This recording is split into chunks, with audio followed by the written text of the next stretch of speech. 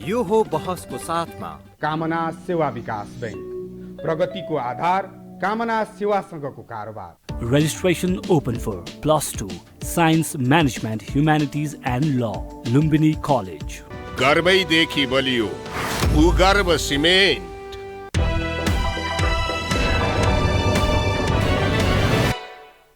नमस्कार, यो बहसमा म यहाँलाई हार्दिक स्वागत गर्दछु। जीवराम भण्डारी। आज यहाँहरू सामुन्ने उपस्थित हुनुहुन्छ डाक्टर तथा इन्जिनियर गोविन्दराज पोखरेल।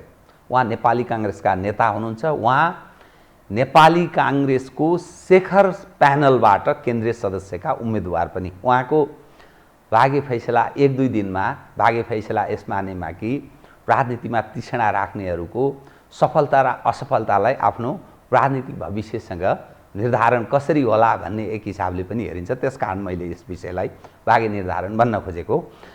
त डाक्टर गोविन्दराज पोखरेलसँग आज म नेपाली काङ्ग्रेसको सम्पन्न भएको 14औं महाधिवेशन र प्रारम्भिक नतिजा, यसले दिएको सन्देश, समसामयिक र विश्लेषणात्मक ढङ्गले म विषयहरूलाई उहाँ मार्फत आज पस्काउने प्रयत्न गर्नेछु। सर्वप्रथम म उहाँलाई स्वागत गर्छु। स्वागत छ डाक्टर साहब। नमस्कार। अब तपाईँ एकदम व्यावसायिक हिसाबले सफल व्यक्ति, वैकल्पिक ऊर्जामा तपाईँले काम गर्नु, राम्रै काम गर्नु, राष्ट्रिय योजना आयोगको उपाध्यक्ष हुनुभयो, पुनर्निर्माण प्राधिकरणको CEO को जिम्मेवारी पनि तपाईँले सम्हाल्नुभयो, पार्टी राजनीतिमा क्रियाशील हुनुहुन्छ, प्युठानबाट कि निर्वाचन पनि लड्नु भएको होइन, पार्टीमा एउटा प्रयास पनि तपाईँ निरन्तर गरिरहनु भएको छ। काङ्ग्रेसको माध्यमबाट यो देशमा आमूल परिवर्तन सम्भव छ भन्ने तपाईँमा अझै पनि विश्वास छ। तर अब सवाल के रह्यो भने तपाईँको समूह सबमध्ये सभापति हार्नुभयो भन्नाले हामी थोरै मतले उपसभापतिको भर्खर परिणाम आयो। उपसभापतिमा एउटा तपाईँहरूको समूहबाट जित्यो, एकजना युवाले, धनराज गुरुङजीले, जनजाति युवाले होइन, जनजाति पनि तपाईँले छोड्नु, बाहुनको छोरो जनजाति भनेर अझ जोड दिनुभयो। उहाँले मान्नुहुन्न, मैले त्यसमा आपत्ति जनाइन। अब सवाल के रह्यो भने यो समग्र दृश्य हेर्दा तपाईँ जुन समूहसँग आबद्ध हुनुहुन्छ, हजुर, पार्टीको रामचन्द्र पौडेलले भोट हालेनन्, हजुर, शशाङ्क कोइराला खुलेनन्, हजुर, सुजाता कोइराला प्रकाशमानको प्यानलबाट उपसभापतिमा उठेन, हजुर, अनि अब शेरबहादुर देउबाजीलाई यसको अलिकति लाभ पनि प्राप्त भयो। तथापि शेखर कोइराला कुनै पदाधिकारीमा हिजोका दिनमा जितेको, लामो राजनीति काङ्ग्रेसमा तय गरेको त्यो विगत पनि होइन। तर यत्रो जो मत प्राप्त भयो नि, यसको सन्देश के हो बताउनुहोस् त। दुईटा कुरा तपाईँले शेखर कोइरालाको लामो राजनीति, शेखर कोइराला त्यो परिवारको हो, उनीहरूले बाउ बाजे सबै जेल गएको, त्यो पीडा भोगेको र परिवार हो। र उहाँ चाहिँ विद्यार्थी कालमा होस् अथवा 46 सालकै आन्दोलनमा होस्, उहाँ चाहिँ हरेक आन्दोलनकोमा अगाडि बढ्नु भएको छ। उहाँले पार्टीको पद लिनु भएन होला, महामन्त्री बन्नु भएन होला, केन्द्रीय सदस्य धेरै लामो बन्नु भएन होला, तर पार्टीको काङ्ग्रेसको राजनीतिक संस्कारमा, राजनीतिक दर्शनमा, राजनीतिक गतिविधिमा उहाँ पहिलेदेखि नै आबद्ध हुनुहुन्छ। तपाईँले पद नलिएको आधारमा उहाँलाई जुनियर भन्नुहुन्छ भने त्यो अर्को कुरा हो। र उहाँले जहिले पनि त्याग्नुभएको छ। पोखराको महाधिवेशनमा गिरिजाप्रसाद कोइरालाले शशाङ्क कोइरालालाई केन्द्रीय सदस्य दिनुभयो, उहाँ पछाडि बस्नुभयो। अनि रामचन्द्र दाई सभापति उठ्दाखेरि उहाँले भाइको विरुद्ध म उठ्दैन भनेर उहाँ पनि केन्द्रीय सदस्यमा उठ्नुभयो। भनौँ न, यो पटक त्याग गरेर भाइ अथवा कसैलाई त्याग गर्दै आउनुभएको, पद नलिँदैमा उहाँ राजनीतिबाट खारिएको होइन भन्न मिल्दैन। र उहाँले जुन एउटा परिवर्तनको एजेन्डा चाहिँ समात्नुभयो कि हामी युवालाई दिउँ, अब काङ्ग्रेसमा रूपान्तरणको आवश्यकता छ भनेर जुन परिवर्तन भनेको युवालाई दिनु होइन, युवा र एजेन्डा पनि परिवर्तन। अब एजेन्डा भनेको जस्तै गुटबन्दी अन्त गर्ने र हामीले चाहिँ जसरी शिक्षा र स्वास्थ्यमा उहाँले अस्ति पनि भन्नुभयो, हामीले जुन 46 सालको रिफर्म गऱ्यौँ त्यसले आर्थिक हाम्रो आधार त बलियो बनायो, तर पहुँच नभएका मान्छेहरू, त्यसमा केही यो जुन आर्थिक गतिविधिमा संलग्न नगराइएका, हुन नसकेका मान्छेहरू पनि शिक्षा र स्वास्थ्यबाट वञ्चित भएका छन्। त्यो राज्यले चाहिँ हेर्नुपर्छ है भन्ने उहाँको जोड छ जहिले पनि। अस्ति उहाँले आफ्नो म्यानिफेस्टो घोषणा गर्दा पनि भन्नुभयो, ठिक छ हामी उदार अर्थतन्त्र मान्छौँ, त्यसमा जानु पनि पर्छ, काङ्ग्रेस सुरु गरेको, तर शिक्षा र स्वास्थ्यमा सबैको एक प्रकारको समान पहुँच चाहिँ जरुरी छ। त्यसमा राज्यले चाहिँ ध्यान दिनुपर्छ भन्ने जुन त्यही लगायत थुप्रै एजेन्डा उहाँले लिएर आउनु भएको छ र युवासँग सोच छ, विचार छ, अहिलेको प्रविधिसँग युवा चाहिँ पहुँच राख्छ, उसको सोचाइ नै फरक छ। त्यस कारणले एउटा युवा टिम बनाएर उहाँ चाहिँ अकेला चल्नुभयो र उहाँको आश थियो यो परिवर्तनको एजेन्डामा धेरै काङ्ग्रेसको महाधिवेशन प्रतिनिधिहरूले त्यसलाई रिकगनाइज गर्छन् भन्ने उहाँलाई आशा थियो र अब यो एउटा प्राविधिक विषय भयो, किनभने जसरी महाधिवेशन प्राविधिक किन भन्नुभयो, चुनावमा अलिकति एक भोटको नि तलामाथिले हार्ने। तर तपाईँ दुईटा सुर्खेतको घटना हेर्नुहोस् होइन, अब केही जिल्लाकै घटना हेर्नुहोस्, डडेलधुराकै घटना हेर्नुहोस्, तपाईँ क्रियाशील सदस्य बाँड्नुहुन्छ आफूले रोजेर छानेर अरूलाई त्यसमा आबद्ध हुन नदिएर, अनि तपाईँले तिनैबाट आफू निर्वाचित भएर आउनुहुन्छ। त्यस कारणले जुन महाधिवेशन प्रतिनिधि आउने एउटा संयन्त्र छ र त्यसमा चाहिँ नेपालमा यो पार्टीभित्रको चुनावमा पनि राज्य संयन्त्रको प्रयोग भएको छ। दुरुपयोग भयो, म दुरुपयोग भनौँ कि प्रयोग भनौँ, तर राज्य संयन्त्रको पनि व्यापक रूपमा प्रयोग गरिएको छ होइन। कुनै ठाउँमा डिएसपीलाई फोन गर्न लगाइएको छ, कसैमा प्रहरीलाई भन्न लगाइएको छ, प्रशासनलाई भन्न लगाइएको छ र यस्तो प्राविधिक चुनावमा र उहाँहरूले सत्तामा बसेर जुन एक प्रकारको इन्फ्लुएन्स गरेर ल्याएको प्रतिनिधिहरूबाट पनि आज शेखर कोइरालाले दोस्रो चरणमा जाँदाखेरि अकेला चल्दाखेरि परिवर्तनकामी गर्छौँ भन्ने उहाँका आदरणीय नेताहरूले अन्तिममा आएर साथ नदिँदाखेरि पनि उहाँले चाहिँ 40% यो युवा टिमसित 40% जुन एउटा सम्मानित मत हासिल गर्नुभयो। यसले के देखाउँछ भने काङ्ग्रेसमा परिवर्तन चाहने ठुलो एउटा जमात छ। अब तपाईसँग नि म गुटबन्दीको अन्त्य र परिवर्तनको जो कुरा तपाईँले गर्नुभयो, उहाँ आफै एउटा गुटबाट लड्नु भएको छ। यस मानेमा गुटबाट शेखर कोइरालाले गरेको त एउटा समूह छ, उहाँसँग स्वयं रामचन्द्रजी जान तयार हुनु भएन, सहयोग गर्न तयार हुनु भएन। उहाँकै भाइ, सहोदर नभए पनि जे होस् भाइ शशाङ्क सहयोग गर्न तयार हुनु भएन। उहाँको अर्को बहिनी सुजाता उहाँ तयार हुनु भएन। यो त झन् परिवारभित्रको नि झन् सानो गुड जस्तो देखिएन भने। अब यसो छ, अब उहाँहरू मभन्दा अब धेरै खारिएको होइन, अब जीवनै राजनीतिमा अर्पण गरेको व्यक्तिको के कारणले उहाँहरूले यो परिवर्तनको धारलाई वेगलाई जुन साथ दिन चाहनु भएन, उहाँहरूमा पनि त्यस्तो कुनै एक प्रकारको सोचाइ होला, केही तर्क होलान्। तर म चाहन्थेँ कि अब ठिक छ, यो शेरबहादुर देउवाजीलाई हामी पार्टी सभापतिबाट बिदा गर्नुपर्छ भनेर जुन एउटा अभियान चालेका थियौँ, त्यसमा सुरुवातमा धेरैको साथ थियो, तर अन्तिममा को उम्मेदवार उठ्ने भन्ने कुरामा चाहिँ केही छलफल हुँदा धेरै युवा साथीहरूको चाहना के थियो भने उहाँ शेरबहादुर आदरणीय सभापति शेरबहादुर देउवालाई बिदा गर्न सक्ने एकमात्र उम्मेदवार शेखर कोइराला हुन सक्छ भन्ने जुन युवा जमातको जुन अहिले उहाँलाई चाहिँ साथ दिइराखेको छ, उहाँहरूको निष्कर्ष भइसकेपछि धेरै आदरणीय नेताहरूलाई त्यो स्वीकार गर्न चाहिँ अलिक गाह्रो भए जस्तो देखिएको छ होइन। र कोही खुलेरै शेरबहादुर देउवालाई चाहिँ सभापति बनाउनुपर्छ भनेर लाग्नुभयो, कोही मौन बस्दिनु भयो, कसैले मौन समर्थन उता जनाइदिनु भयो। त्यस कारणले तर उहाँहरूले किन त्यसो गर्नुभयो, कुन राजनीतिक आयामलाई सोचेर अथवा भविष्यमा आउने कुन घटनाको परिदृश्यलाई सोचेर त्यो निर्णय गर्नुभयो, त्यो उहाँहरूसितै प्रश्न होला। त म भर्खरै नेपाली काङ्ग्रेसको राजनीतिमा बामे सर्दै गरेको मान्छेको बुझाइमा त्यो एक प्रकारले यो जुन परिवर्तनको वेगलाई साथ नदिएको जस्तो मेरो चाहिँ बुझाइ छ र उहाँहरूले त्यो यो वेगको बारेमा या बुझ्नु भएन अथवा यो वेगलाई अहिले आवश्यकता छैन, अहिले शेरबहादुरजी नै आवश्यकता हुनुहुन्छ भन्ने जुन केही आदरणीय नेताहरूको जुन बुझाइरह्यो। त्यस कारणले त्यो प्रश्नको उत्तर उहाँहरूलाई नै छोड्दै, तर म के चाहन्थेँ भने यसैमा अलिकति थप, जस्तो डाक्टर शशाङ्क कोइरालाको मौन समर्थन या शेखरलाई असहयोग के रह्यो र रामचन्द्रको भूमिका के रह्यो? अब हामीले विभिन्न मिडियामा आएको हुँदाखेरि शेखर दाईलाई नै भोट हाल्नुपर्छ भन्ने किसिमको आवाज उहाँबाट आयो भनेर हामीले शशाङ्कबाट सुन्यौँ। अरू तर भनसुन त्यसरी लाग्नु भएन, त्यसरी उहाँ चाहिँ सक्रिय लाग्नु भएन। उहाँ पहिलेदेखि नै महामन्त्री भएदेखि नै त्यस्तो राजनीतिमा खासै सक्रिय भूमिका उहाँले निभाउनु भएको थिएन र उहाँको आफ्नो जुन नेचर अनुसार नै उहाँ साइलेन्स बस्नुभयो, त्यसमा अन्यथा केही छैन। तर उहाँले दाईको चाहिँ विरोध चाहिँ गर्नु भएन। रामचन्द्रको भूमिका, अब आदरणीय रामचन्द्र दाईले के देख्नु भन्नुभयो जस्तो लाग्छ भने यो परिवर्तनको बेगला भन्दा पनि उहाँ चाहिँ यो पार्टीको दुईटा गुट भयो, म यो दुईटै गुटतिर कतै लाग्दैन भन्ने जुन एउटा न्युट्रल बस्न खोज्नुभयो, त्यसले एउटा चाहिँ उहाँलाई चाहिँ गुटबाट बाहिर लग्यो, गुटभन्दा माथि देखायो।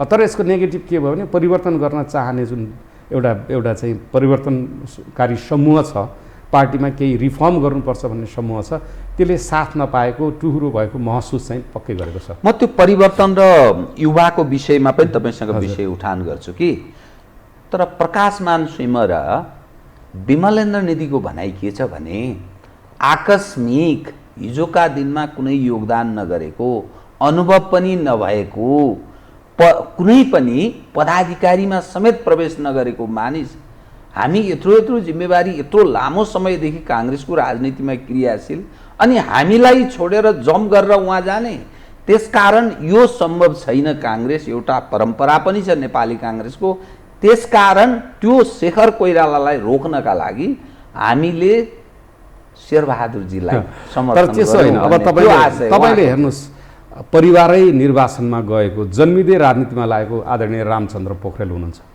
तनहुकै हुनुहुन्छ, उहाँले त केही पद लिनुभएको छैन होइन। त्यस कारणले मान्छेले पद लिँदैमा मान्छे सिनियर हुने अथवा मान्छे पद नलिँदैमा जुनियर हुने भन्ने होइन। र शेखर कोइरालाले विश्वेश्वर प्रसाद कोइराला हुन्छ अथवा गिरिजाप्रसाद कोइराला हुन्छ, सबैको कार्यमा साथमा साथ रहेर पद नलिएर पनि राजनीतिमा क्रियाशीलता उहाँको थियो र उहाँलाई जुनियर भनेर जुन बाहिर मिडियामा देखेको छ, मलाई जहाँसम्म लाग्छ आदरणीय नेता प्रकाशमान सिंह र विमलेन्द्रले त्यस्तो भन्नुभयो जस्तो मलाई लाग्दैन। तर उहाँहरूले अन्तिम आवरमा आएर जुन परिवर्तन, तर प्रकाशमान सिंहले सार्वजनिक रूपमा बोल्नु भएको छ, यो उहाँको चाहिँ कुनै जिम्मेवारी लामो अनुभव पनि नभएको मानिस, यो परम्परा विपरीत छ, त्यसकारण शेखरलाई समर्थन गर्न सक्ने स्थिति रह्यो। त्यो अलिकति फेउडल सोचाइ पनि भयो होइन, किनभने त्यसो भने त राणा शासन जङ्गबहादुरदेखि चलाउँदै आएको राणा शासनलाई यो सिनियर छन्, अनुभवी छन्, किन हटाउनु पर्यो भनेर गणेशमानजी नलागेको भए चाहिँ राणा शासनको अन्त्य हुन्थेन होला। तर त्यो गणेशमानको सोच र उहाँको सोच यदि त्यस्तो हो भने त्यो मिलेन, किनभने यो पुरानो छ, अनुभवी छ भन्दैमा हामीले पञ्चायत पनि त 30 वर्ष चलेको अनुभवी भएको व्यवस्थालाई किन हटाए त? त्यस कारणले यो नयाँ र पुरानोको बहस चाहिँ होइन। तर आदरणीय नेताजीहरूले अन्तिम आवरमा आएर जुन एउटा निर्णय लिनुभयो र आदरणीय सभापति शेरबहादुर देउवाजीलाई निरन्तरता दिनुपर्छ भन्ने उहाँहरू निष्कर्ष निकाल्नुभयो। त्यसको निकाल्नुको पछाडिको के कारण थियो त्यो त पछि नै आउला, तर म उहाँहरूको निर्णयले हामीलाई चाहिँ घाटा लाग्यो, परिवर्तन गर्छौँ भन्ने। यदि प्रकाशमान र विमलेन्द्र निधिले शेरबहादुरजीलाई सहयोग नगरेको भए शेखर कोइराला जित्नुहुन्थ्यो भन्ने तपाईँको ठम्बे? यसो छ, पछिल्लो चरणमा उहाँहरू जसरी शेरबहादुरलाई जिताउनलाई मतदातासित मत मागेर जानुभयो, त्यही किसिमले शशाङ्क, सुजाता, यो सबै जुन आदरणीय नेताहरू हुनुहुन्छ उहाँहरू लाइन लाएर मतदातासँग यदि त्यो ल परिवर्तन गरौँ भनेर लाग्नुभएको भएदेखि शेखर कोइरालाको जित सुनिश्चित थियो। अब सवाल के रह्यो भने 4 वर्षपछि त फेरि महाधिवेशन हुन्छ, हजुर, संसदीय चुनाव पनि हुन्छ, संसदीय दलको नेता चयन पनि गर्नुपर्ने हुन्छ। हजुर, सालाखाला विगतदेखि के मान्यता छ भने जो पार्टी सभापति हुन्छ, काङ्ग्रेसको परम्परा त्यही नै संसदीय दलको नेता हुने व्यवस्था, त्यस ढङ्गको व्यवहार पनि गरेको देखिया छ होइन। व्यवहारिक पक्षलाई ख्याल गरेर सायद होला। अब आगामी जो संसदीय चुनावमा एउटा समस्या उत्पन्न हुन्छ, दोस्रो समस्या भनेको आगामी महाधिवेशनमा शेरबहादुरजी त अब उहाँले मेरो यो अन्तिम सभापति हो, हाम्रो काङ्ग्रेसको विधान अनुसार पनि उहाँले उठ्न पाउनुहुन्न। अब भोलिका दिनमा पनि शेखर कोइराला पुनः पार्टीको सभापतिको उम्मेदवार कि यसभित्र रामचन्द्र वा अरू शशाङ्कहरू वा अरू खाले मानिसहरूको पनि सम्भावनाको विषय, किनभने यो अलिक क्षतिजको अलिक फरक हो, 4 वर्षको पछि। तर अहिले मलाई जहाँसम्म लाग्छ शेखर कोइरालाको समूह इन्ट्याक्ट छ, इस्टाब्लिस भयो, अब एक प्रकारले इस्टाब्लिस भयो। र आज पनि हाम्रो आदरणीय उपसभापति निर्वाचित हुनुभयो धनराज गुरुङले, हिजो पनि शेखर कोइरालाले हाम्रो तपाईँले आजै थाहा पाउन सक्नुहुन्छ हाम्रो सम्भावित महामन्त्रीका उम्मेदवार हुनुहुन्छ, महामन्त्री हुनुहुन्छ उहाँ, मलाई जहाँ आशा लाग्छ गगन थापा, सबैले के भन्छ अब यो भागबन्डाको राजनीति अन्त्य भयो, हामी 40% मत पायौँ भनेर हामीले 40% भाग माग्दैनौँ। अब हामी यो पार्टीमा एउटा परिश्रम गरेको, सङ्गठनमा भिजिएको र कसैलाई अन्याय हुन दिँदैनौँ, त्यसको विरुद्ध लड्छौँ। भोलि टिकटको वितरणमा होला होइन, जसले मेहनत गरेको छ, जो त्यहाँ काम गरेको छ, जो जित्ने सम्भावना छ, त्यस्ता मान्छेले टिकट नपाएर खल्तीबाट कसैलाई टिकट दिन थाल्यो त्यसमा विरोध गर्नुपर्ने हुन्छ हैन। र भोलि यहाँ विभागहरू गठन होलान्, पार्टीले लिने कार्यदिशाको कुराहरूलाई यी सबै कुरामा यदि चाहिँ संस्थापन जुन हुन्छ जितेको जुन सभापतिजीको ग्रुप जित्छ त्यसले यदि अन्याय गर्न थाल्यो, देशलाई गलत बाटोमा लान थाल्यो, पार्टीलाई गलत बाटोमा लाने, त्यति बेला चाहिँ सशक्त विरोध हुन्छ। तर आदरणीय सभापतिज्यूले यदि राम्रो काम गर्न थाल्नु भने त्यसमा एकदम सक्रिय समर्थन हुन्छ। त्यो हिसाबले जाने भनेको छ यो टिमले। र पछि जुन तपाईँले संसदीय दलको नेता भागभण्डार नखोज्ने, जस्तै संसदीय दलको नेता भन्नुभयो, संसदीय दलको नेता त त्यति बेला काङ्ग्रेसले निर्वाचित आएका मान्छेहरूबाट निर्वाचित हुने हो। त्यति बेला को त्यहाँ अब्बल अगाडि देखिनुहुन्छ त्यति नै कुरा हो। र जहाँसम्म अर्को दाबी चाहिँ हुने भयो। अब त्यो पहिलेको कुनै व्यक्ति कुनै भोलि गगन थापाले म संसदीय दलको नेता उठ्छु भन्नु होला, त्यो दाबी गर्न त पाइयो नि।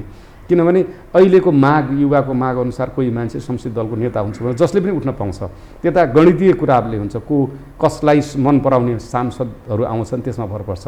र जहाँसम्म 4 वर्षपछिको सभापतिको को उठ्ने भन्ने कुरा छ त्यो अहिले धेरै चाँडै भयो त्यसको एनालाइसिस गर्न।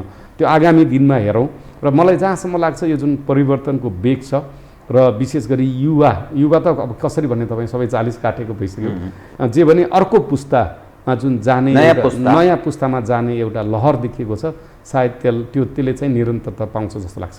नयाँ पुस्ता भनेको जस्तो शेरबहादुर रामचन्द्रजीहरू पछिको अर्को खाले दोस्रो पुस्ता 46 सालको आन्दोलनले स्थापित पछि र 62-63 आन्दोलनले स्थापित गरेका नेताहरू। अब यो सवाल के रह्यो भने नि तपाईँले अघि बारम्बार यो परिवर्तन हजुर र युवाको कुरा गर्नुभयो। मानिस के भन्छन् भने जो युवा पङ्क्ति छ त्यो विगतको जो परम्परा धानेर आएको अलिक पुराना जो नेतृत्व पङ्क्ति छ तिनीहरूको ठुलो योगदान छ यो देशमा प्रजातन्त्र ल्याउनका लागि। राष्ट्रिय राजनीतिको मूल्य मान्यता, हाम्रो राजनीतिक चरित्र, त्यो संस्कार सबै बुझेको छ। जुन नयाँ पुस्ता छ यो खास गरी 46 पछि स्थापित भएको पुस्ता त्यो मूल्य मान्यतालाई पनि त्यसरी बुझ्दैन। यसले चाहिँ झन् खतरनाक अवस्था सिर्जना गर्न सक्छ। यो स्वरूपमा जो नयाँ युवा भनिन्छ यो हाम्रो मुलुकका लागि घातक छ।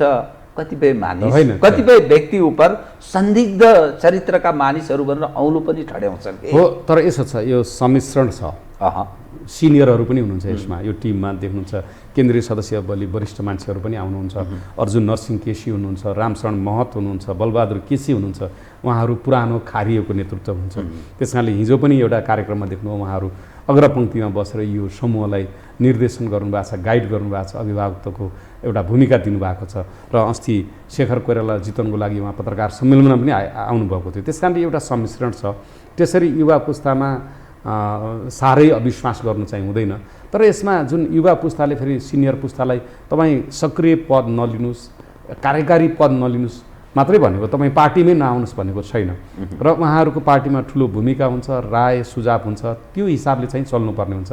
तर युवा पुस्ता पनि तपाईँले भने जस्तो छैन, किनभने डेलिभरी चाहन्छ जनताले। तपाईँ मन्त्री हुँदैमा तपाईँको उद्देश्य पुरा हुँदैन।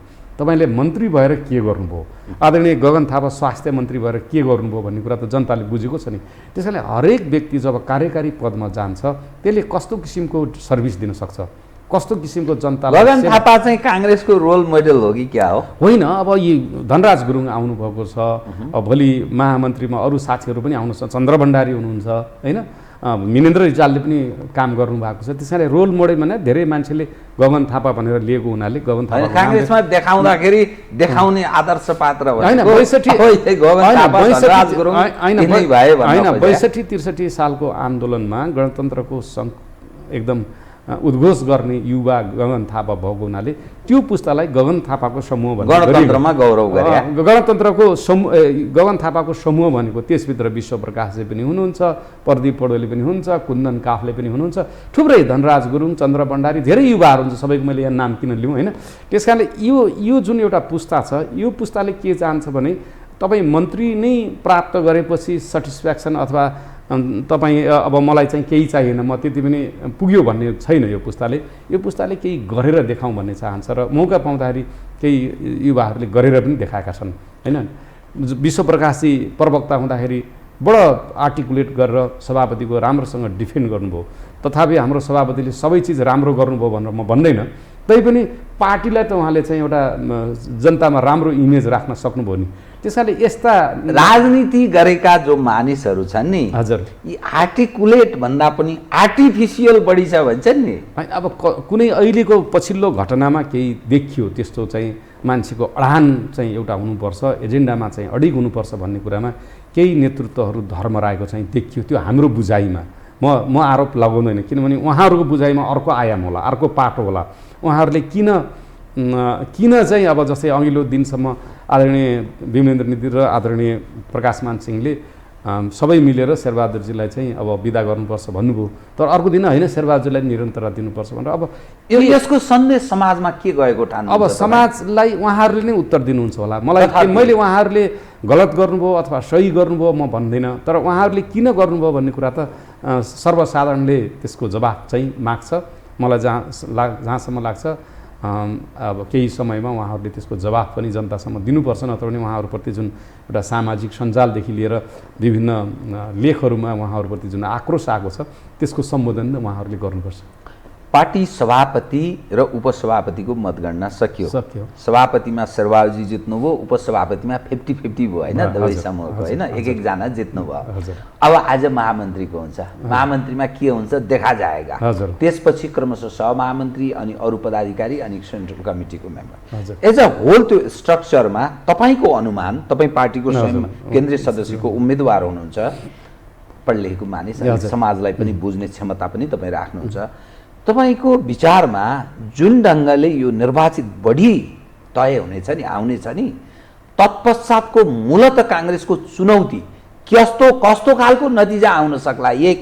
दोस्रो, यसले यसपछि उत्पन्न हुने काङ्ग्रेसका सामुन्ने ठिङ्ग उभिएको चुनौती चाहिँ के हो? अब सबभन्दा यसले जुन एउटा मिश्रित रिजल्ट आउँछ, मिश्रित जुन परिवर्तनकारी समूह भनेर जुन एउटा आउनुभएको छ, उहाँहरूको पनि एउटा चाहिँ एक प्रकारको प्रतिनिधित्व त्यहाँ हुने भयो। अब मलाई जहाँसम्म लाग्छ हामी आशा गरौँ हाम्रै दुईटै महामन्त्रीले जित्नुहुनेछ। एउटा हामीले उपसभापति जित्यौँ र तल पनि त्यही हिसाबले जानेछ र त्यो समूहले हामीले पटक पटक भनेका छौँ। अब शेरबहादुरजीलाई विरासतको हिसाबले अथवा म फेरि पनि सभापति पुनः त्यही जुन हिसाबले उहाँले करिब पाउने 6 वर्ष जुन सभापति चलाउनु भयो, अब त्यसरी चाहिँ उहाँले चलाउन दिँदैनौँ अब त्यो समूहले। अब पार्टी विधानअनुसार विधिअनुसार चल्नुपर्छ। एकलौटी मनमोजी चल्दैन। अब शेरबहादुरजीको विधान जताभावी मिचेर जे पाए उयो गर्न चाहे। अब विधान छ, विधानलाई काटेको छ, तपाईँ नियमावलीलाई काटेछ, निर्देशिकाले निर्देशिका काटेर तपाईँले एउटा चाहिँ तपाईँ एउटा चिठीबाट थुप्रै जुन परिवर्तन गरिए। अब त्यसरी एडहकिजममा होइन, एउटा एडहकिजममा पार्टीलाई तदर्थवादमा चाहिँ पार्टी चल्दैन। पार्टी विधि र विधानमा चलाउनुपर्छ भन्ने दबाब आदरणीय सभापतिजीलाई पर्छ र उहाँ आशा गरौँ उहाँ अब हाम्रो जितिसक्नु हाम्रो सभापति हो, उहाँलाई हामीले सहयोग पनि गर्नुपर्छ र उहाँले विधि विधान अनुसार पार्टीलाई पनि बलियो बनाउने र देशलाई पनि अगाडि बढाउनेतिर जानुपर्छ। र यो परिवर्तनकारी जुन समूह छ यसले चाहिँ त्यसमा सभापतिको हातमा हात मिलाएर काँधमा काँध मिलाएर जान्छ र सभापतिजीले यदि त्यस्तो गर्नु भएन भने यो समूहले चाहिँ सशक्त प्रतिरोध गरेर सही डाइरेक्सनमा सही दिशामा पार्टीलाई लाने चाहिँ प्रयास गर्छ। र हाम्रा अहिले चुनौती भनेको अब तुरुन्तै आउने स्थानीय चुनाव छ, त्यसपछि संसदीय चुनाव छ। स्थानीय निर्वाचनमा हामीले बढी से बढी ठाउँमा, किनभने त्यो स्रोत सम्पन्न जनताको घर दैलोमा सेवा दिने एउटा तल्लो स्तरको सरकार हो, त्यसमा काङ्ग्रेसको भिजन अनुसार काङ्ग्रेसको दर्शन अनुसार तल गाउँमा पनि विकास गर्नको लागि हाम्रो साथीहरूलाई पार्टीलाई धेरै ठाउँमा हामीले विजय गराउनु पर्ने हुन्छ। त्यसमा हामी सबै मिलेर त्यहाँ उम्मेदवारहरू दिँदाखेरि एउटा विधि प्रक्रिया अपनाएर हामी त्यसमा जानलाई दबाब दिन्छौँ र त्यो एउटा चुनौती हामी फेस गर्छौँ।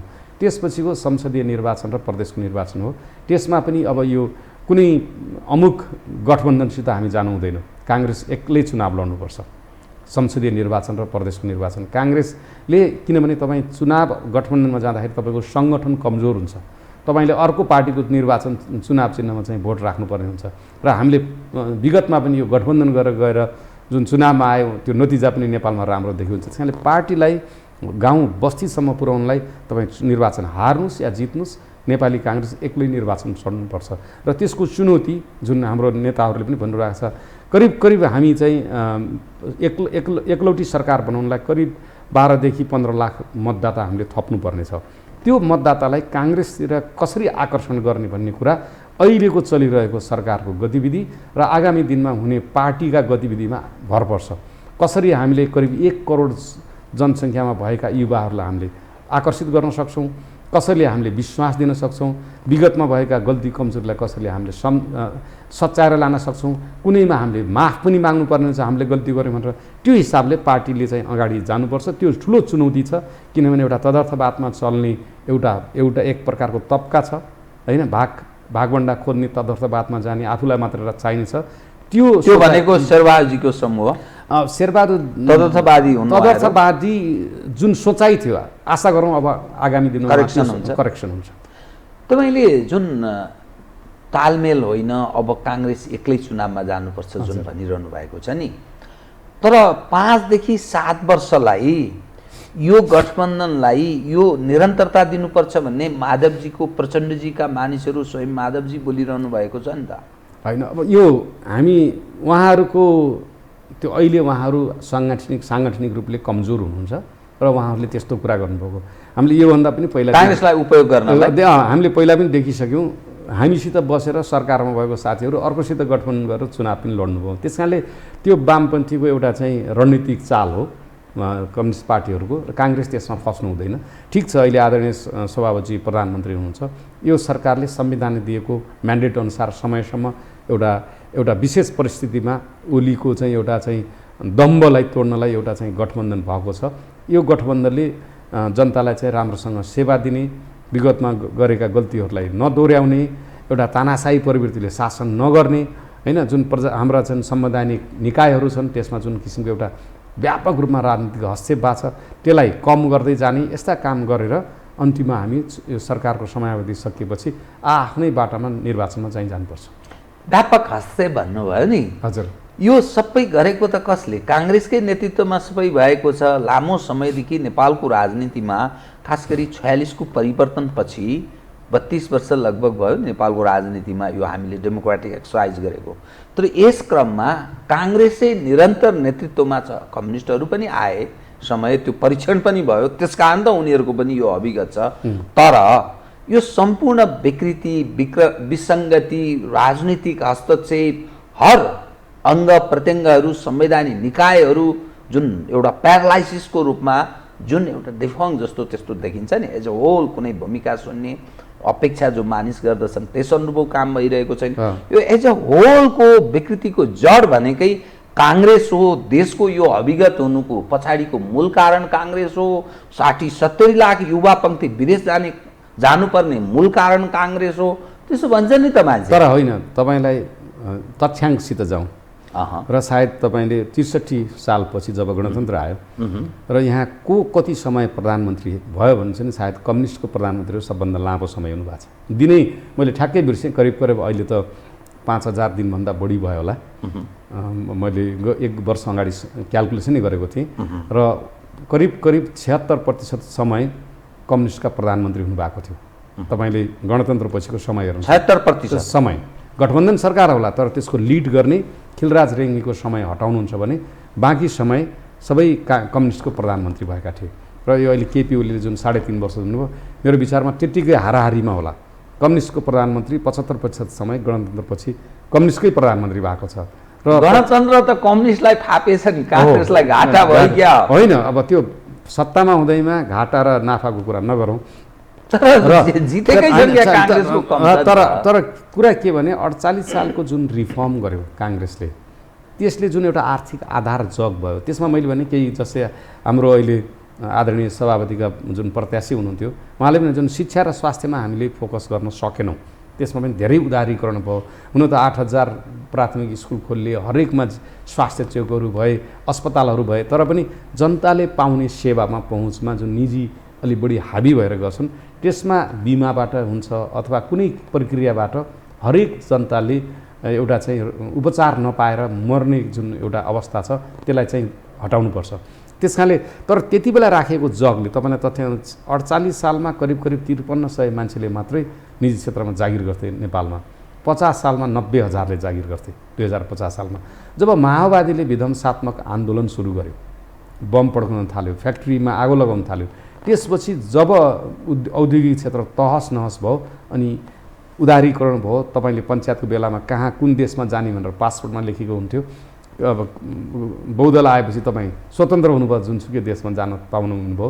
त्यस कारणले जब तपाईँले युवालाई पढाइदिनु भयो, ढोका खोलिदिनु भयो, ज्ञान दिनुभयो, सिप केही नै ककाउन पढाउनु भयो, अब उसले त रोजगारी चाहियो नि। रोजगारी सिर्जना हुनेको जुन गतिलाई माओवादीको विध्वंसात्मक आन्दोलनले रोकिदियो र तपाईँले तथ्याङ्कै छ। अनि त्यो विध्वंसका सामुन्ने काङ्ग्रेसले आत्मसमर्पण गर्यो। होइन, एक प्रकार काङ्ग्रेसले लड्यो। काङ्ग्रेस अब एमाले सबै सरकारमाथि अब यो सशस्त्र आन्दोलन जुन गर्यो, एउटा विध्वंसात्मक आन्दोलन, त्यसलाई चाहिँ अब अन्तिममा लगेर आखिर गिरिजाप्रसाद कोइरालाले टुङ्गोमा पुर्याउनु भयो। तर त्यो आन्दोलनलाई चाहिँ हामीले चाहिँ रोक्न सकेनौँ, एउटा रणनीतिक रूपले रोक्न सकेनौँ अथवा जनतालाई बुझाउन सकेनौँ। र त्यसले गर्दाखेरि हाम्रो 10 वर्षको आन्दोलन र 10 वर्षपछिको राजनीतिक अस्थिरताले जुन 20 वर्ष एउटा सङ्क्रमण काल भयो भनेको एक पुस्ता हो। एक पुस्ताले प्रगति, उन्नति, विकास हेर्न नपाइकन नेपालमा आफ्नो चाहिँ जवानी चाहिँ गुमाउनु पर्यो। र त्यो कारणले गर्दाखेरि जुन काङ्ग्रेसले सुरु गरेको रिफर्ममा केही त्यसमा सुशासनको आयाममा अलिक कमजोरी भयो होला होइन, शिक्षा स्वास्थ्यमा व्यापक निजीकरण भयो होला, तिनको एउटा नेगेटिभ एस्पेक्ट बाहेक अर्थतन्त्रको जग राखेको छ। वास्तवमा नेपालको अर्थतन्त्र 10 वर्षको द्वन्द्व, 10 वर्षको सङ्कट कालमा पनि नखस्केको त्यही आधारले त्यही जग लियो। भ्याट सिस्टम ल्यायो, पुतला जलाउँदाखेरि रामशरण महतका पुतला चलाइए, तर मूल्य अभिवृद्धि कर आएर अहिले राजस्व त कम्तीमा चाहिँ खर्च गर्ने पैसा त जम्मा भएको छ नि। सर, यो त न्यूनतम कुरा त विश्व अर्थतन्त्रलाई तपाईँले निहाल्ने हो भने हरेक देशले यस्ता कुराहरूलाई अवलम्बन गरेको छ। धेरै देश नयाँ कुरा त यो भएन। आर्थिक रूपले टाट अहिलेसम्म हामी अहिले चाहिँ अवस्था कठिन आएको छ। केपी ओलीले जुन हिसाबले चलाउनु भयो, अहिलेको आर्थिक अवस्था अझै हेर्नुहोस् एकदम समस्याग्रस्त भइसकेको छ। तर जुन आर्थिक अवस्थाबाट नेपाल फेल भएन। भर्खरै दिनुहोस् एलडिसी, यो अल्पविकसित देशबाट विकासशील देशमा जाने जुन छ, 10 वर्षको विध्वंसात्मक आन्दोलन, 10 वर्षको संविधान लेख्ने 8 वर्ष लाएर सङ्क्रमण काल हुँदाखेरि पनि, त्यत्रो भूकम्प आउँदाखेरि पनि नेपालले अल्पविकसित र विकासशील देशमा जाने एउटा मापदण्ड पुरा गर्नुको पछाडि त्यही अर्थतन्त्रको जग थियो, जसले स्कुल खोले, गाउँमा स्वास्थ्य चौकी खोले, स्वास्थ्य क्षेत्रमा पनि धेरै प्रगति भएको छ।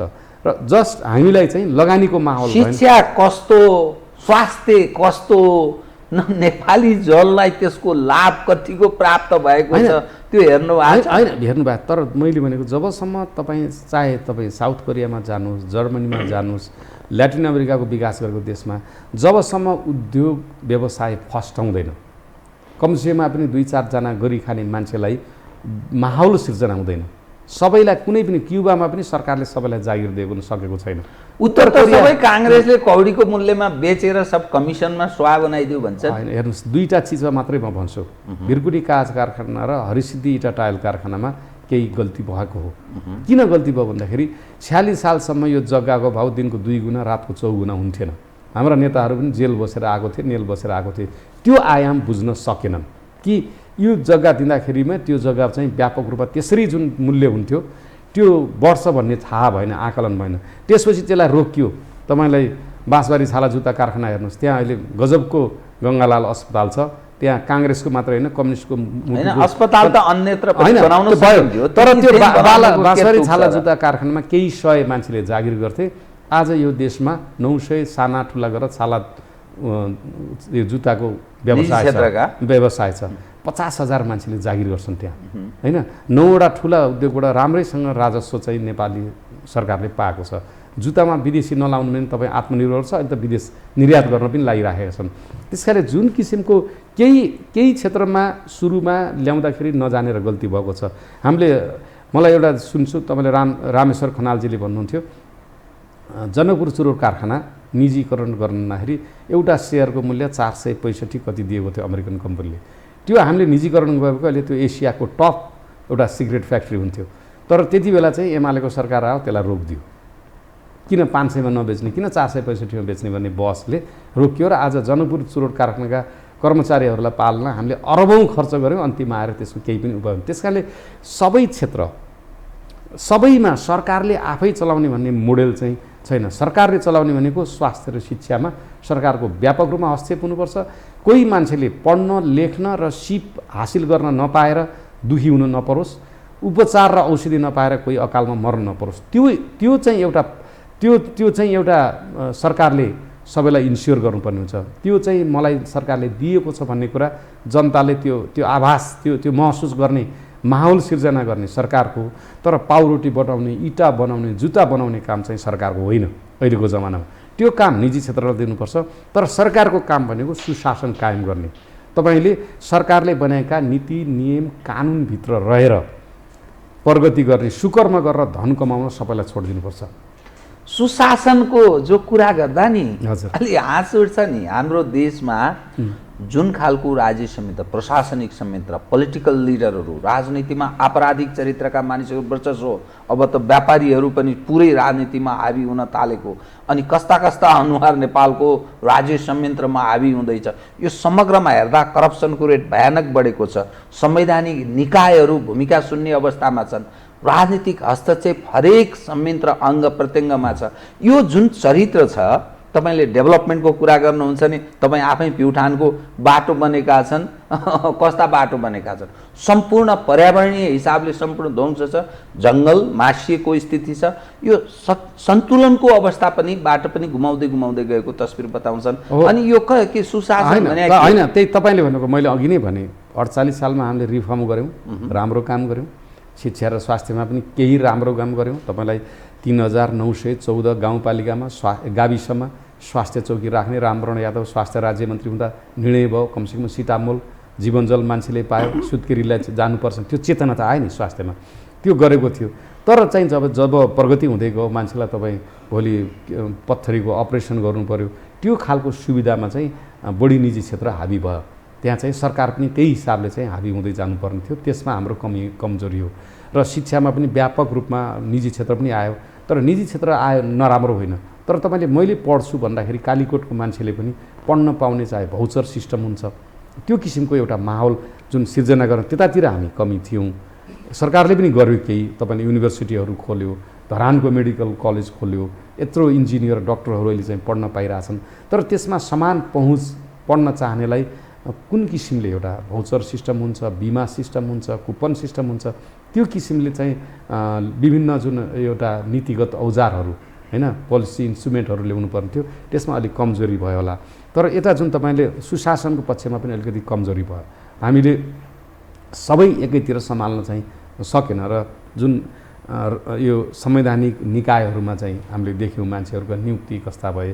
त्यस कारण आगामी दिनमा मैले फेरि पनि भने हामीले यो गल्ती गऱ्यौँ होइन, त्यो गल्ती चाहिँ हामी दोहोऱ्याउँदैनौँ अब भनेर अहिलेको नेतृत्वले भन्नुपर्छ। अब हामी निर्वाचन जानेछौँ, अब हामी चाहिँ सुशासन दिन्छौँ होइन, राजनीतिक हस्तक्षेप चाहिँ कम गर्छौँ, प्रशासनको संयन्त्र दुरुपयोग गर्दैनौँ होइन। यो पार्टीकै भित्रको चुनावमा पनि प्रशासनको संयन्त्र व्यापक दुरुपयोग छ भने चाहिँ आम निर्वाचन पनि दुरुपयोग हुनसक्छ। त्यस कारणले यस्ता कुरामा जनतालाई चाहिँ अब जनता पहिलेको जस्तो छैन। जनताले हरेक सूचना अहिले फेसबुकबाट, सामाजिक सञ्जालबाट काठमाडौँको मान्छेले भन्दा अहिले प्युठानको मान्छेले चाँडै थाहा पाइसक्छ। त्यस कारणले सचेत भएको जनता भएको यही फाइदा हो कि अब नेताले राम्रो काम गरेन भने त्यो नेतालाई चाहिँ जनताले मान्दैन। तपाईँसँग नि म अब दुई खाले विषयलाई अलिकति उठान गर्ने प्रयत्न गर्छु, अलिकति पोलिटिकल्ली। एकातर्फ काङ्ग्रेस छ, हजुर, अर्कोतर्फ कम्युनिस्ट छन्। तेस्रो विचार छ जुन अलि सुस्त, अलि कमजोर जस्तो देखिन्छ। त्यो के भने काङ्ग्रेसले एउटा प्रजातन्त्रको या लोकतन्त्रको कुरा गर्छ, कम्युनिस्टहरू अलि अलग ढङ्गले आफ्नो विचारलाई कहिले अलि घुमाउरो पाराले, कहिले के पाराले अलि उबड खाबड 2-4 वर्षमा चेन्ज गरिरहन्छन्। कम्युनिस्टहरूको त्यस्तो छ। अर्को एउटा परम्परागत विचारको हिसाबले अलिक कन्जर्भेटिभ, अलिकति पेट्रियोटिक ट्रेन्डको, अलिकति हिन्दुत्वको कुरा गर्ने, राजाको पनि कुरा गर्ने विचारका हिसाबले 3 विचार। त्यस्तै बाहेक जातीय क्षेत्रीय कुरा गर्नेहरू पनि छन्, अलिकति रेडिकल टाइपका कम्युनिस्टहरू पनि छन्। नेपालको राजनीतिमा देखिएको यो तीनवटा अलि महत्त्वपूर्ण, अरू 2टा अलि साना साना यस्तो समूह देखिन्छ। अब काङ्ग्रेस जोसँग प्रतिस्पर्धा छ त्योसँग यसको चाहिँ असाध्यै गला मिल्छ, त्यो सुरमा सुर मिलाएर हिँड्छ होइन। अनि आम जनता तपाईँले भने झैँ सचेत छन्, आम मानिस यसकारण सचेत छन्, यो पीडा बेहोरिरहेका छन्।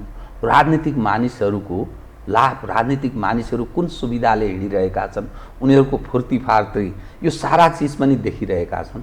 अब यो समग्र तस्बिर हेरेका मानिसले यो आकर्षित हुने काङ्ग्रेससँग के आधार छ बताउनुहोस्। अब दुईटा कुरा, एउटा कुरा त के छ भने यो जति पनि मान्छेहरूलाई यो सोच्ने गर्ने मौका, यो लोकतन्त्र जुन छ यो काङ्ग्रेसको आधार हो।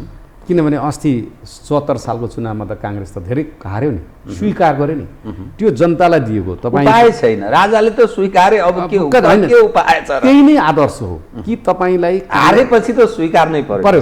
तर हार्न हुती हुनेले खाने, राजनीतिमा तागत हुनेले खाने, हुती नहुने निरीह बस्ने भाइ भन्ने। नेकपा एमाले प्रतिपक्षमा थियो, काङ्ग्रेस र माओवादी सरकारमा थियो, माओवादीले गएर गठबन्धन गर्यो र काङ्ग्रेसले निर्वाचन हार्यो। जनताले कम्युनिस्ट नेकपालाई चाहिँ मत दिनुभयो, काङ्ग्रेसले सहर्ष स्वीकार गर्नु पर्यो। तर यो परिवर्तन गर्न सक्ने एउटा फ्रेमवर्क, एउटा आधार, एउटा चाहिँ आधार त नेपाली काङ्ग्रेसको दर्शन नै हो नि। भोलि म सिपी फ्यानबाट चुनाव हारेँ, गोविन्द पोखरेलले भन्दा अर्कोले राम्रो काम गर्छ भनेर जनताले त अर्कोलाई चुनाव निर्वाचित गरे नि।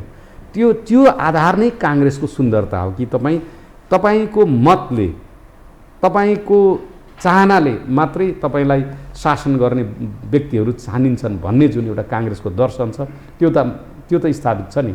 जनतालाई त्यो सुविधा छ। तपाईँले फेरि पनि हामी के भनौँ, जब तपाईँ गैरी खेतमा गएर कोदो रोप्नुहुन्छ भने बासमतीको धान त फल्दैन नि। जनताले गैरी खेतमा कोदो रोप्नु भएन, कोदो त रोपिरहेछन्। त्यही त, ए बाबा कोदो रोपेका छन् भन्ने पुष्टि कहाँबाट हुन्छ भने 46 सालदेखि यो 32 वर्षको अवधिसम्म यो देशमा कि काङ्ग्रेस छ कि कम्युनिस्ट छ।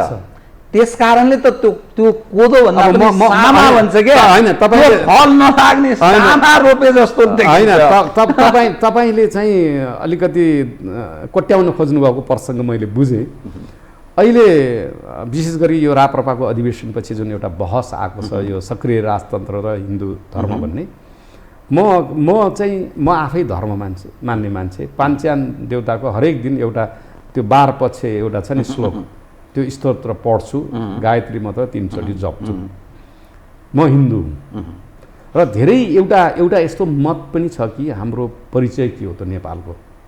जापानले अमेरिकन सिस्टम अनुसार बाथरुम बनायो, बाटो बनायो, विद्यालय बनायो, तर आफ्नो ड्रेस, खाना र आफ्नो रहनसहन चेन्ज नगरेको हुनाले जापानिज खाना भनेर चिनिएको छ। र आफ्नोपन, आफ्नो पहिचान, केही नेपालीहरूले हाम्रो पहिचान भनेको हिन्दू धर्म भन्ने पनि उहाँहरूको एउटा चाहिँ जुन बहस ल्याउनु भएको छ। र यो संविधान भनेको गतिशील दस्तावेज हो। म के भन्छु भने, म लोकतन्त्रमा आस्था गर्ने मान्छे भएको हुनाले यदि भोलि त्यस्तो चाहना राख्ने साथीहरूले 2/3 बहुमत ल्याएर संविधान संशोधन गर्न सक्नुहुन्छ। संविधानको जुन अपरिवर्तित बाहेक परिवर्तित धाराहरू त छन्, तर एउटा के यहीँ फेरि सुशासनको कुरा आयो, यो संविधानले धर्म परिवर्तन गर्न पाउँछ भनेको छैन। हामी हिन्दू धर्म भन्दै गर्दाखेरि, हिन्दू राष्ट्र हुनुपर्छ भन्दै गर्दाखेरि तिनै साथीहरूले धर्म परिवर्तन गर्नुहुन्न भनेर किन अभियान चाल्नुहुन्न हैन? आज रोल्पाको गाउँ-गाउँमा चर्चहरू भइरहेका छन्, थुप्रै स्थानीय तहले मन्दिर गुम्बाहरू बनाइराखेका छन्, तर व्यक्तिलाई धर्म परिवर्तन लोभ लालचमा गर्न पाउँदैन भनेर जुन संविधानमा छ त्यसको कार्यान्वयन गर्दा बित्तिकै हैन, त्यो त बहुसङ्ख्यक हिन्दूको ठाउँ हो र यो एकदम सामाजिक सद्भाव भएर बसेको ठाउँ हो। काठमाडौँको मुटुमा एउटा हाम्रो मस्जिद छ, तर केही पनि भएको छैन। यो नेपालीहरू यति उदार छन् हैन? त्यस कारणले जुन साथीहरूले यो एउटा उग्रता रूपमा जुन ल्याउनु भएको छ यो आवाज, उहाँहरूलाई मेरो अनुरोध के भने संविधानकै परिधिभित्र रहेर तपाईँले गर्न सक्नुहुन्छ। तर अहिले हिन्दू राष्ट्र घोषणा गर्नुभन्दा पनि यो जुन धर्म परिवर्तन गर्ने जुन अवैधानिक प्रक्रिया छ, क्रियाकलाप छ, त्यतातिर रोक्न जनतालाई सचेत गरौँ। जुन पिछडिएको दुर्गम गरिब वर्गहरूले जुन अहिले धर्म परिवर्तन गरिराख्नु भएको छ लोभ लालचमा, त्यसलाई रोक्ने उपाय के त? एउटा प्रशासनिक हुनसक्छ, एउटा सामाजिक चेतना हुनसक्छ, अथवा त्यो दुखी निरीह भएका मान्छेहरूलाई तपाईँले के हिसाबले तपाईँ हिन्दू हो, हिन्दूमै रहन सक्नुहुन्छ भन्ने त्यो सामाजिक अभियान थाल्दाखेरि अझ बढी उहाँहरूले जित्नुहुन्छ। त्यस कारणले र राजतन्त्र जुन ल्याउने भन्ने कुरा छ, मलाई जहाँसम्म लाग्छ राजतन्त्र ल्याउने भनेर बहस र पैरवी गर्ने साथीहरूलाई जनताले अहिलेसम्म स्वीकारेको छैन। अहिलेसम्म त्यति आखिरी लोकतन्त्रमा त मत नै काउन्ट हो नि। तपाईँ गोविन्द पोखरेलले PhD गरेको र गोविन्द पोखरेलको अर्को कुनै मामा नपढेको होला, दुईटैको मत त बराबर हो नि। लोकतन्त्रमा यही मतले जाहेज गर्छ कि जनता, बहुसङ्ख्यक जनताले के चाहन्छन्, र नेपालका बहुसङ्ख्यक जनताले अहिलेको संविधान ठिक छ, धर्म परिवर्तन गराइएको छ त्यो गलत छ, र जो हिन्दू राष्ट्र चाहने साथीहरूले पहिला यो धर्म परिवर्तनलाई सामाजिक अभियान चलाउनुहोस्, राजनीतिक अभियान चलाउनुहोस्, प्रशासनिक दबाब दिनुहोस्, र त्यो गऱ्यो भनेदेखि तपाईँको जुन एउटा वितृष्णा देखिएको छ हिन्दू धर्मलाई मास्न थाल्यो भने त्यो चाहिँ कम हुन्छ। अब म तपाईँसँग नि कार्यक्रमको ठिक अन्त्यमा एक प्रश्न, एक विषय उठान गर्छु। एमालेको महाधिवेशन सकियो, हजुर, फेरि अध्यक्ष हुनुभयो केपी शर्मा ओलीजी र उहाँको टोटल कब्जामा पार्टी गयो होइन। राप्रपाको महाधिवेशन भयो, राजेन्द्र लिङ्गदेन तपाईँले भने चाहिँ अलि युवा पुस्ताको मानिस आयो, कमल थापा यी मेरै होस् खल्तीको हो भन्थे ठेगान लगाइदियो। अब काङ्ग्रेसको महाधिवेशन सम्पन्न भयो, प्रारम्भिक छनक के पाइयो भने शेरबहादुरजीलाई फेरि काङ्ग्रेसले लालमोहर लगायो, हो सभापतिमा होइन। अब अरू टिममा, तर अब इन जेनरल पहिलेदेखि नै हामीले देखेका छौँ, गिरिजाप्रसाद पनि सभापति भएका, शेरबहादुर पनि भएका, सुशील कोइराला, यी सबै हेर्दाखेरि सभापतिलाई अनुहार हेरेरै भोलिका दिनमा नेपाली जनले ख्याल गर्ने हो। त यो समग्र जो अनुहार देखिन्छ नि, अब प्रचण्डजीको यही महिना पुसमा सम्मेलन छ, त्यहाँबाट के परिवर्तन आश गर्ने कुरा नि भएन, अब हुने पनि केही होइन, प्रचण्डजी नै फेरि निरन्तरता हो, अरू नयाँ कुरा आउने पनि केही होइन। त यो जो अनुहार देखिन्छ नि, त बताइदिनुहोस् त आम नेपालीले के हेरेर चाहिँ मत दिने? आहा, रोल मोडल हाम्रा नेताहरू, काङ्ग्रेस यस्तो महान पार्टी, लोकतान्त्रिक, के लोकतान्त्रिक, अब कम्युनिस्ट अर्को क्रान्तिकारी, के को क्रान्तिकारी, अथवा राप्रपा यो, त यो समग्रमा के मानिसले कसरी छुट्याउने? यिनलाई दिँदा चाहिँ हाम्रो हित हुन्छ भनेर मान्ने आधार के बताउनु? अनि यहाँले भन्न खोजेको कुरा मैले थिएँ, राप्रपाका साथीहरूलाई सलाम छ, वास्तवमा नमन छ। उहाँहरू पुरातनवादी पार्टी भने पनि जुन हिसाबले नेतृत्व परिवर्तन गर्यो एकदम लोकतान्त्रिक प्रक्रियाले, त्यसलाई उहाँहरू चाहिँ एकदम उहाँहरूलाई चाहिँ सलाम गर्नुपर्छ, नमन छ उहाँहरूप्रति। र अब यो एमालेको त अधिवेशन अब को प्रक्रिया एउटा एकजनाले घोषणा गरिदिनु भयो, सबैले त्यसमा मत हाल्नुभयो, त्यो कुनै। तर नेपाली काङ्ग्रेसको परिप्रेक्ष्यमा हेर्नुहुन्छ भने आदरणीय सभापति 78-79 वर्षको मान्छे, 5 चोटि प्रधानमन्त्री भइसकेको मान्छे, चिसोको 6 घन्टा बसेर लाइनमा मत माग्नु भएको छ।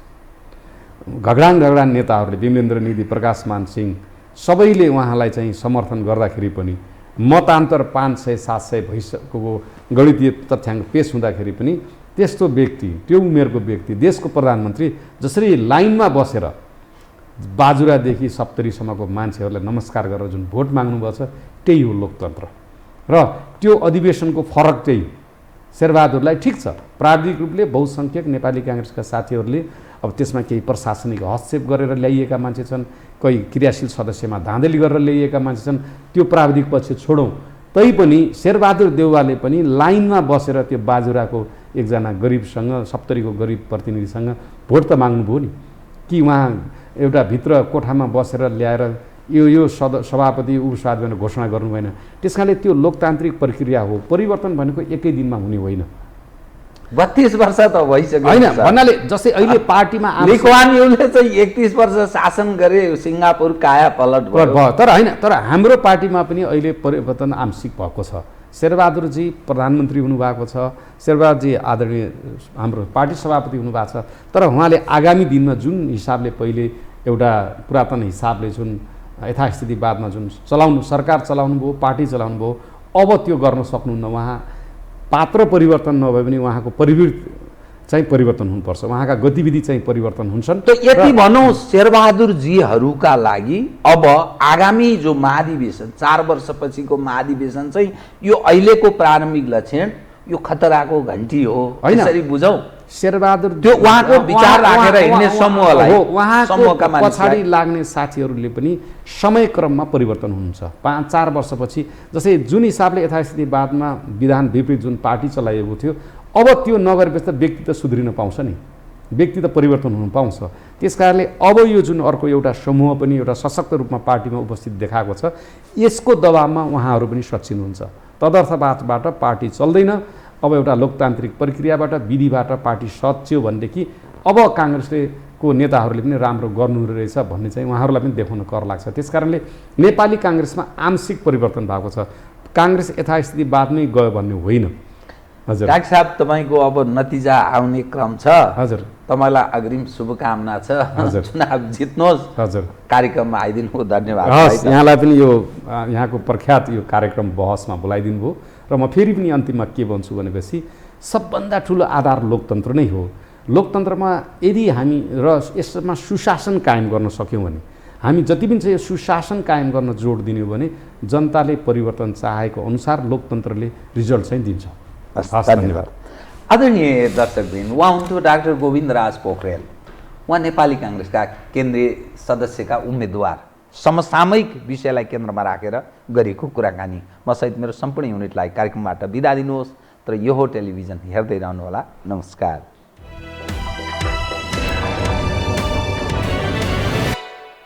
यो हो बहसको साथमा कामना सेवा विकास बैंक, प्रगतिको आधार कामना सेवासँगको कारोबार। Registration open for +2 Science Management Humanities and Law, Lumbini College. गर्वैदेखि बलियो भूगर्भ सिमेन्ट।